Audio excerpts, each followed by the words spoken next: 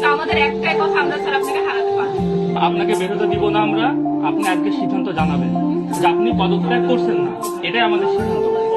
আর আপনি যদি পদত্যাগ করেন তাহলে ক্যাম্পাস অচল হয়ে যাবে, অচল করে দেবো, এটাই কথা। এখন আপনি আমাদেরকে সিদ্ধান্ত দিবেন, আমরা নিচে বসে আছি, আপনি মিটিং করেন, কথা বলেন, সিদ্ধান্ত জানান।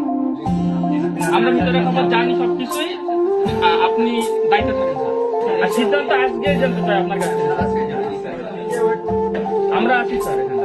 আপনি সকল কিছুর ঊর্ধ্বে আমাদের শিক্ষক, অভিভাবক, এই বিশ্ববিদ্যালয়ের সবার আগে আমাদের কথা, বিশ্ববিদ্যালয়ের কথা স্যার। এর জন্য আপনার যেটা প্রয়োজন স্যার, আমরা সেটাতে রাজি আছি।